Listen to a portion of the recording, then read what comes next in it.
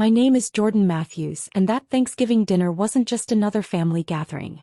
It was the moment 15 years of careful planning, strategic silence, and documented evidence finally converged into the most satisfying 5 minutes of my entire life. But to understand why my father's fork hit that plate with such a deafening clang, you need to understand the Matthews family dynamics. Specifically, you need to understand my sister Victoria. Victoria was born first. That's it. That's her entire qualification for being the golden child.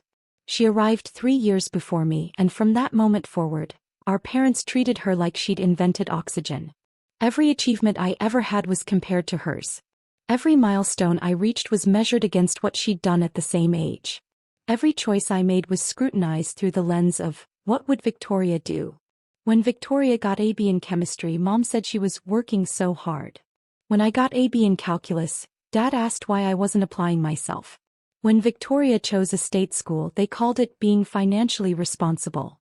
When I got a full scholarship to an Ivy League university, they said I was abandoning my roots. The house in question, the one Victoria was so confidently claiming, was my grandmother's. My mother's mother, Eleanor Price. A 3-bedroom craftsman in Portland's Laurelhurst neighborhood, built in 1924, worth approximately $1.8 million by 2018 standards. Grandma Eleanor had lived there for 62 years. She'd raised my mother there. She'd hosted every Christmas, every birthday, every family gathering in that house. And she'd watched, with increasingly sharp eyes, how my parents treated their 2 daughters. Victoria moved back home after college. She lasted 8 months in the real world before deciding that paying rent was throwing money away, and that she needed to save strategically. My parents welcomed her with open arms. She took over the master bedroom. She treated Mom like a personal chef and Dad like a maintenance man. I, on the other hand, graduated summa cum laude with a degree in finance, moved to Seattle and built a career in estate planning and trust law. I visited once a month. I called Grandma Eleanor every Sunday. And I never, not once, asked my parents for money. But in the Matthews family narrative, Victoria was smart with money for living at home rent-free, and I was distant for being independent. The real shift happened in 2016 during one of my Sunday calls with Grandma Eleanor. "Jordan, sweetheart, I need to talk to you about something serious," she said. Her voice had that particular quality, the one that meant she'd been thinking about something for a long time. "What's wrong, Grandma?" "Nothing's wrong. But I'm 84 years old and I need to make some decisions about my estate. I want to know if you'd be willing to meet with me and my attorney." We met the following Saturday. Grandma Eleanor's estate attorney, Robert Chin, had been handling her affairs for 30 years. He was thorough, strategic, and had zero tolerance for family drama. "Jordan," Grandma said, sitting in Robert's office with her hands folded, "I'm going to be direct. I've watched your parents favor Victoria your entire life. I've watched them dismiss your achievements and inflate hers. I've watched them enable her dependence while criticizing your independence." I started to protest, out of habit really, but she held up her hand. "I'm not finished. I've also watched you build a successful career, maintain your integrity, and treat people with respect. You call me every week. You remember my birthday. You ask about my life, not my assets. Victoria hasn't visited me in 14 months. Robert slid a document across his desk. "Your grandmother wants to transfer her house to you via quit-claim deed. Effective immediately. She'll retain life estate rights, meaning she can live there until she passes, but you'll be the legal owner. When she's gone, the house is yours. No probate. No contests. No ambiguity." I was 26 years old. I was staring at documents that would make me the owner of a $1.8 million property. "Grandma, I can't." "You can and you will," she said firmly. "This is my house, Jordan. I bought it with my late husband in 1956. I decide what happens to it. And I'm deciding it goes to the granddaughter who actually values family over real estate." We signed the papers on March 15, 2016. The deed was recorded with Multnomah County 3 days later. It was public record. Anyone could have looked it up. No one did. Grandma Eleanor swore Robert and me to secrecy with one specific instruction: let's see how long it takes them to notice that someone other than Victoria might deserve something. The answer was, they never noticed. For the next 2 years I built my career. I moved from estate planning associate to senior trust officer at Cascade Wealth Management. I managed portfolios worth $400 million. I earned my certified financial planner designation. I bought a condo in Seattle's Capitol Hill neighborhood. And every month I drove to Portland to have lunch with Grandma Eleanor. Victoria, meanwhile, continued living at home. She worked part-time as a social media consultant, which meant she posted on Instagram and occasionally got paid $200 for it. She dated a series of men who my parents always found not quite right for her. She talked endlessly about her 5-year plan that never seemed to progress past year 1. But here's what I noticed and what I started documenting. Victoria had access to Grandma Eleanor's house. My parents had given her a key in case of emergencies. And starting in 2017, Victoria began mentioning helping Grandma with the house. During one visit, I noticed new patio furniture on Grandma's deck. "Those are nice," I said. Grandma's expression tightened. Victoria ordered them. Said they were a gift. Then she told me they cost $3,400 and asked me to pay her back. "Did you?" "I did. I'm too old to argue about patio furniture." That was the first red flag. The second came 3 months later.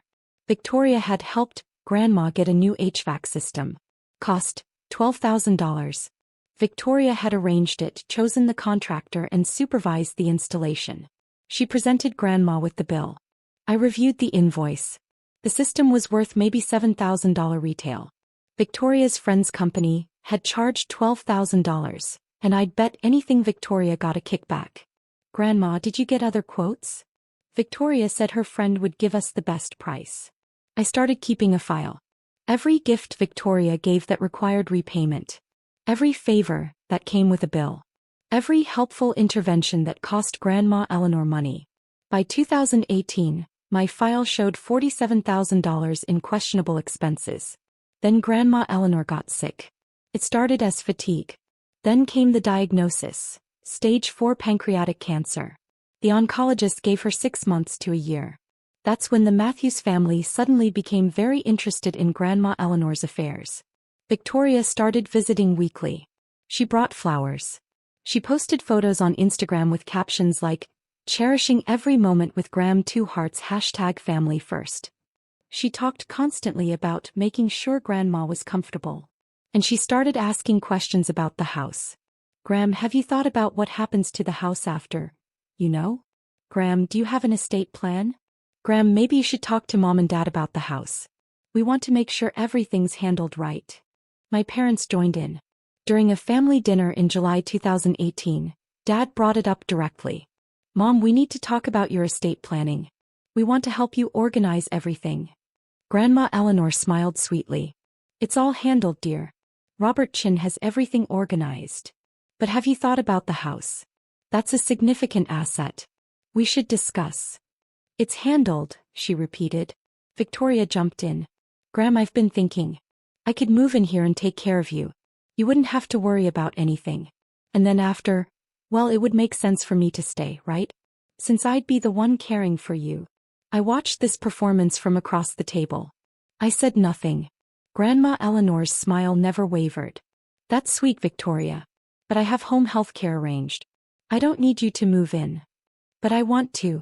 Family should take care of family. You're welcome to visit anytime, dear." The subject was dropped. But I saw the look that passed between my parents and Victoria. They had a plan.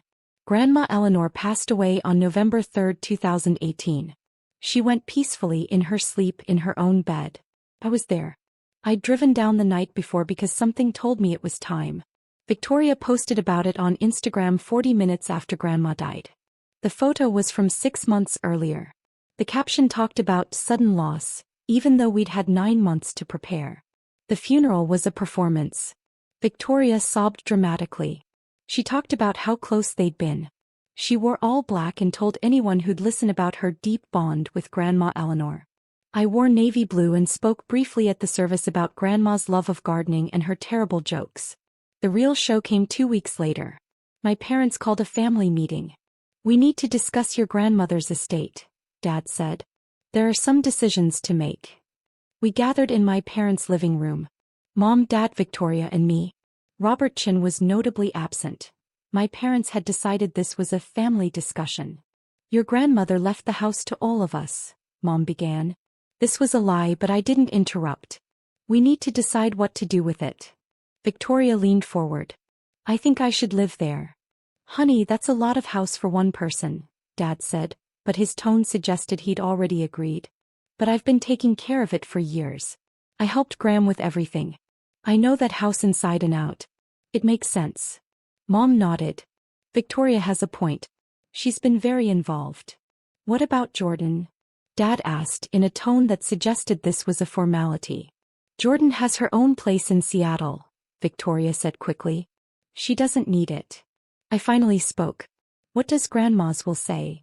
Silence. Have any of you actually read the will? I asked. Robert Chin said he'd send us copies, Mom said defensively. But in the meantime we can discuss.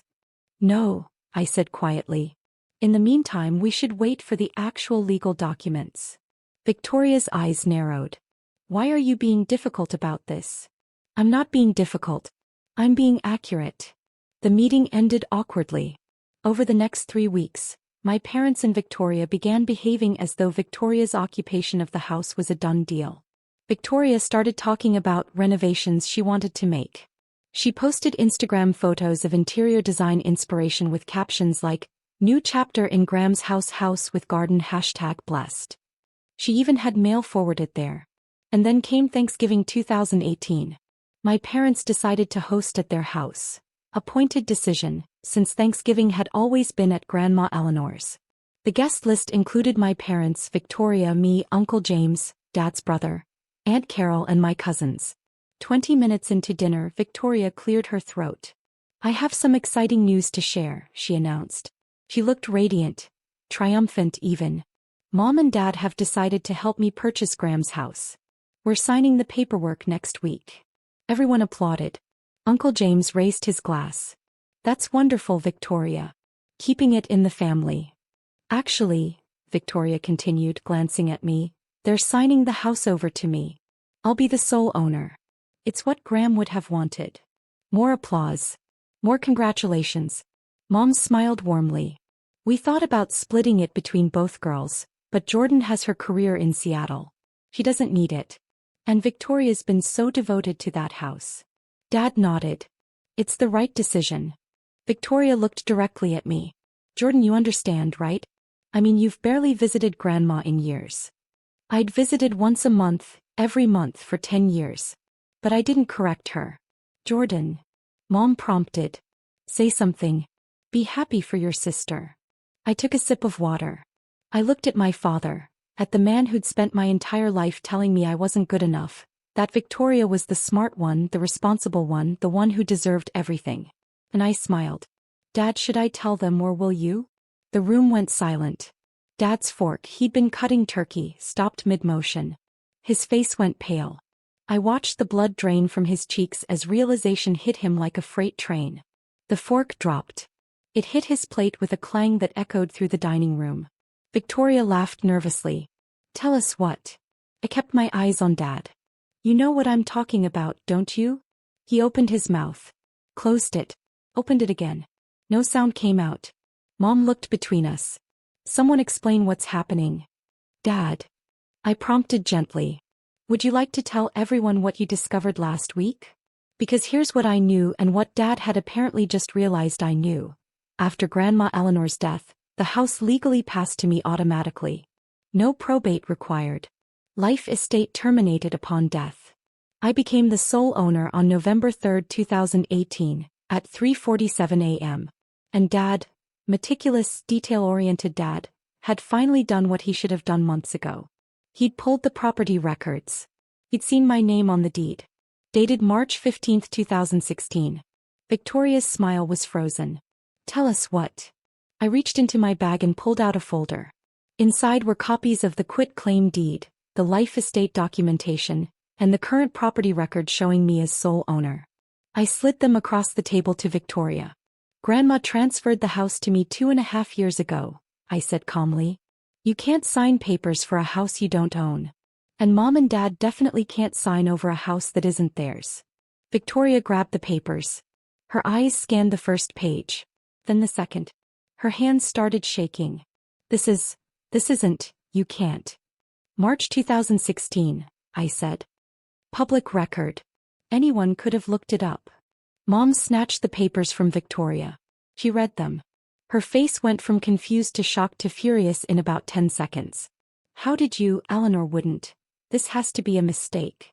It's not a mistake, I said. Grandma made this decision intentionally. She wanted the house to go to the granddaughter who actually valued her as a person, not as a real estate asset. Uncle James, who'd been silent, leaned forward. Jordan, are you saying you've owned that house for 2 years? Yes. And you never told anyone? Grandma asked me not to. She wanted to see how long it took before anyone noticed that I might deserve something too. Victoria's voice came out as a shriek. You've been lying for 2 years? I haven't lied about anything. I simply didn't volunteer information that no one asked about. When have any of you ever asked about my life? My career? My achievements? Aunt Carol, trying to be diplomatic, said, but surely Eleanor meant for the family to share. Eleanor meant exactly what she documented legally, I interrupted. She was very clear about her intentions. Victoria was hyperventilating now. But I've been taking care of that house. I've spent thousands. You've spent Grandma's thousands, I corrected. I have documentation of every bill you submitted to her. The $3,400 patio furniture. The $12,000 HVAC system that should have cost $7,000. The landscaping, the window treatments, the appliance upgrades. All told, you charged Grandma approximately $47,000 for improvements to a house you assumed you'd inherit. Mom stood up. That is enough. Your sister was helping. My sister was padding bills and taking kickbacks, I said, my voice still calm. I have invoices. I have market comparisons. I have documentation. Dad finally found his voice. Jordan, we need to discuss this as a family. There's nothing to discuss. The house is mine. It's been mine since 2016. What you're proposing, signing over property you don't own, would be fraud. But Victoria's been living there. Mom protested. She has rights. Victoria has been living in my house without my permission. She has no rights. The room erupted. Victoria was crying. Mom was shouting. Aunt Carol was trying to calm everyone down. Uncle James looked like he was doing complex math in his head, probably calculating Victoria's improvements against market rates. I sat quietly and let them rage. Finally, Victoria's tears turned to anger. You are such a bitch. You've been planning this the whole time, haven't you? You turned Grandma against us. I didn't have to turn Grandma against anyone, I said. You did that yourselves. 14 months without a visit. But you showed up real quick when she got sick, didn't you? I was busy. You worked part-time from home. You weren't busy. You were indifferent. Until the house became relevant. Dad tried a different approach. Jordan, be reasonable. We're family. Surely we can come to some arrangement. What arrangement would that be, Dad? The one where I give up my property to make Victoria happy? The one where my hard work, my achievements, my relationship with Grandma all mean nothing because Victoria was born first. That's not fair, Mom said. You're right, I replied. It's not fair. It hasn't been fair for 29 years. But Grandma Eleanor made sure that at least one thing in my life would be decided by merit instead of birth order. I stood up and collected my papers. Victoria, you have 30 days to remove your belongings from my house. I'll have the locks changed on December 26th. If anything is missing or damaged, I'll pursue legal action. If you've forwarded mail there, redirect it. If you've changed your driver's license to that address, change it back. You can't just kick me out. Victoria screamed. I absolutely can. You're not a tenant. We have no lease. You've been occupying my property without permission. Legally, I'm being generous by giving you 30 days. Mom's voice was ice. If you do this, Jordan, you're choosing property over family. I looked at her, really looked at her, for the first time in years with complete clarity. No, Mom. I'm choosing to respect Grandma Eleanor's wishes and protect what's legally mine. You're the ones who chose property over family. You just assumed it would go the way you wanted. I walked to the door. Uncle James called out, Jordan, wait. I turned. Did she leave anything else? She left a small trust for her church and another for the community garden she volunteered at for 40 years. The rest of her estate, approximately $180,000 in savings and investments, was divided equally between her two granddaughters. Victoria's head snapped up. Equally. Equally. Grandma Eleanor wasn't cruel. She just wanted the house, her home, her legacy, to go to someone who'd earned it. I left. My phone started ringing before I reached my car. I declined every call. The next morning I drove to Portland and met with Robert Chin. "I assume Thanksgiving didn't go well?" he asked. "Define well." He smiled. "Eleanor predicted this, you know. She told me they'll be furious. They'll say I wasn't in my right mind. They'll say Jordan manipulated me. She wanted me to remind you that every decision was documented, witnessed, and legally sound." "Thank you, Robert. There's something else." He pulled out another folder. "Your grandmother left this for you. Instructions to open it after you told the family about the house." Inside was a letter, written in Grandma Eleanor's shaky handwriting. "My dearest Jordan, if you're reading this, you've finally told them. I imagine they didn't take it well. Your mother never did handle being told no. I want you to know that giving you this house was the easiest decision I ever made. You earned it. Not through manipulation or pleading, but through simple, consistent love. You called every week. You remembered my stories. You asked about my life. Victoria saw me as a future asset. You saw me as your grandmother. I know your parents favor her. I know they always have. I watched it break my daughter's heart to watch her own parents repeat the same favoritism with her children. He should have protected you. He didn't. I'm sorry for that. But I could do this one thing. I could make sure that your dedication, your kindness, and your integrity were rewarded. Don't let them make you feel guilty. Don't let them convince you that you're being selfish. You're not. You're accepting a gift that you earned through love, not entitlement. Live in that house. Fill it with happiness. Make it a home the way I did for 62 years. And know that your grandmother saw you, valued you, and loved you exactly as you deserved. All my love, Grandma Eleanor." I cried in Robert Chen's office for 15 minutes. The legal fallout was minimal. Victoria tried to challenge the deed, claiming Grandma Eleanor wasn't mentally competent in 2016.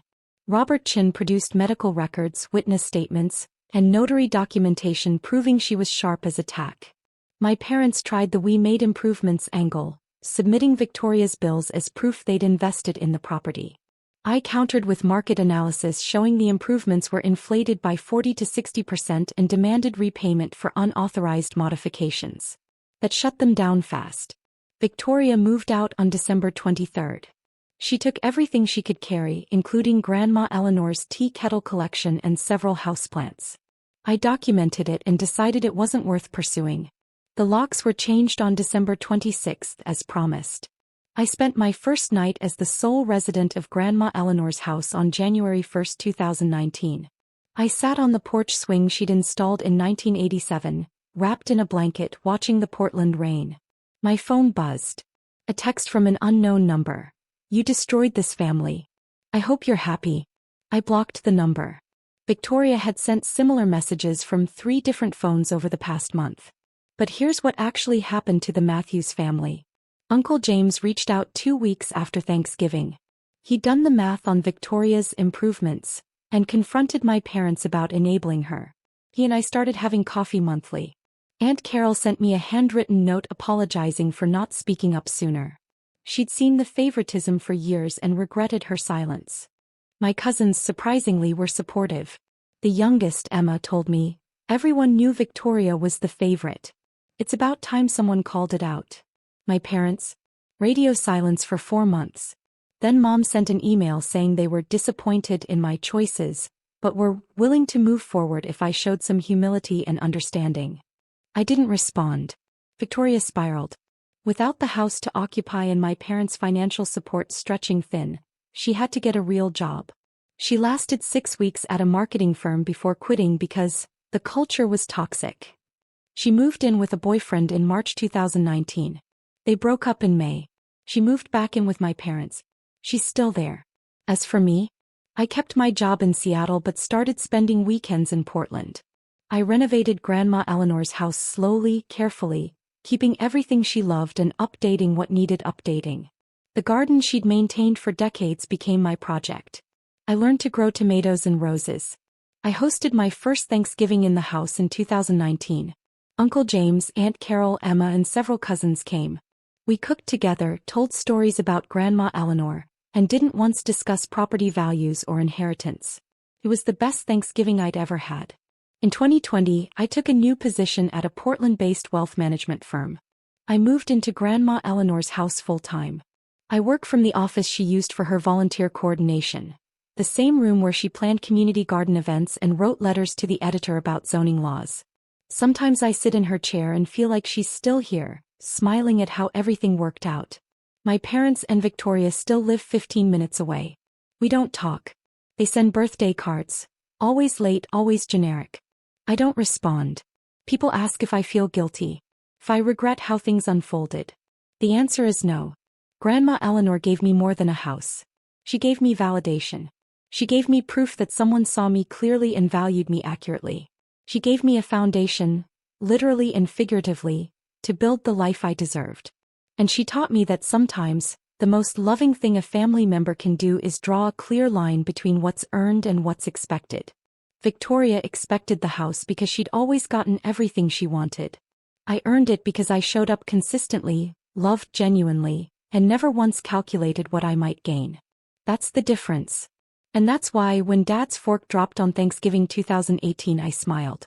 Because after 29 years of being second place in my own family, Grandma Eleanor had made sure that in the one thing that really mattered, in legacy, in love, in being seen, I finally came first. It's been 6 years since that Thanksgiving. The house is worth $2.4 million now. I refinanced last year and paid off the remaining mortgage Grandma Eleanor had, $87,000, in a single payment. Victoria got engaged last month. Mom called, the first time in 4 years, to ask if Victoria could use the family house for wedding photos. I said no. She hung up without another word. Uncle James visited last weekend. We sat on the porch, drinking coffee from Grandma Eleanor's cups, the ones Victoria didn't take. Do you ever wonder if you should have handled it differently? He asked. I looked out at the garden. At the rose bushes I'd learned to prune. At the tomato plants heavy with fruit. At the house that represented 62 years of one woman's life and legacy. No, I said. Grandma Eleanor made a choice. He chose me. And I'm honoring that choice by protecting what she valued and living the life she wanted me to have. Your parents still think you manipulated her. My parents still think achievement should be inherited, not earned. They'll die thinking that. He nodded. And Victoria?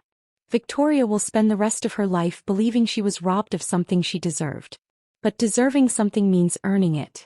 She never understood that. We sat in comfortable silence. Grandma Eleanor would be proud of you, Uncle James said finally. I smiled. I know. That's the only opinion that ever mattered. Inside the house, in a frame on the mantel, sits Grandma Eleanor's letter. Next to it is a photo of us from 2016, taken the day we signed the deed. We're standing on the same porch, her arm around my waist, both of us smiling. She knew exactly what she was doing. And so did I.